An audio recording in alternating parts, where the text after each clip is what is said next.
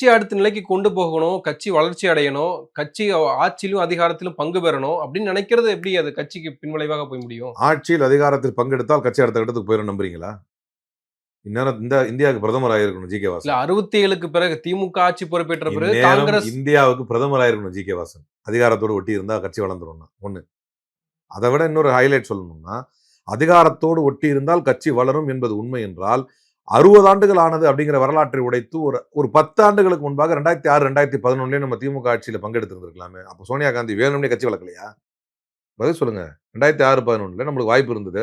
Minority திமுக அரசு என்று சொல்லும் போதெல்லாம் அன்று கலைஞர் இடம் கொடுக்கல அதுக்கு. இன்னைக்கு விஜய் இடம் கொடுக்கிறாரு, வாங்கன்றாரு. கலைஞர் இடம் கொடுக்கலையா? நாம பெருந்தன்மையா இருந்தோமா? அல்லது கட்சி வளர்க்கறதுக்கு அதான் நான் கேட்கறது அதெல்லாம் விட்டுருங்க. நீங்க யார் இடம் கொடுத்தா இடம் கொடுக்கலன்னு இல்லை.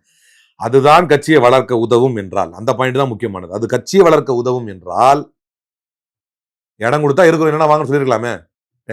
அதுக்கும் கட்சி வளர்க்க சம்பந்தம் இல்லை. அப்ப கட்சி வளர்க்க எது உதவும்? நான் மீண்டும் மீண்டும் சொல்றேன். கட்சியை வளர்க்க எது உதவும்? எது உதவும்? தெலுங்கானால ரேவந்த் ரெட்டியை கேளுங்க கட்சி வளர்க்க எது உதவும்னு. ஆந்திரால ராஜசேகர ரெட்டியை கேளுங்க கட்சி வளர்க்க எது உதவும்னு. இதெல்லாம் அவுட் பர்ஃபார்மிங் லீடர்ஸ் இவங்க எல்லாருமே.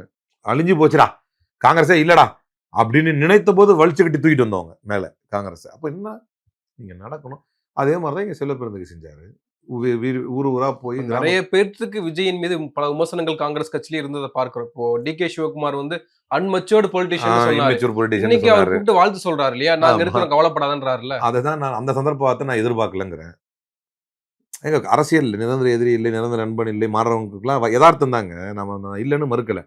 நீங்க சமீப காலத்துல நான் ஒரு உதாரணம் சொல்றேன். சமீப காலத்தில் இப்படி காங்கிரஸ் படார்னு தன்னுடைய நிலைப்பாட்டை மாற்றின ஒரு இடத்த சொல்லுங்க. இதை விட்டுருங்க, தமிழ்நாட்டை விட்டுட்டு வேற எங்கேயா சொல்லுங்க. சமீப காலத்துல காங்கிரஸ் இப்படி தட்டார்னு தன்னுடைய நிலைப்பாட்டை மாற்றிய ஒரு இடத்த சொல்லுங்க. இது எப்படி ஜீர்ணிக்க முடியும்? நமக்கு ட்ராக்கே கிடையாதுங்க. எப்படி நீங்களே சொல்லணும். நான் கூட சில உதாரணத்தை சொல்லுவேன். மகாராஷ்டிரா சொல்லலாம், டெல்லியை சொல்லலாம், கெஜ்ரிவால் கூடயும் சிவசேனா கூடயும். என்ன ஆச்சு? முடிவு என்ன ஆச்சு? சரியா?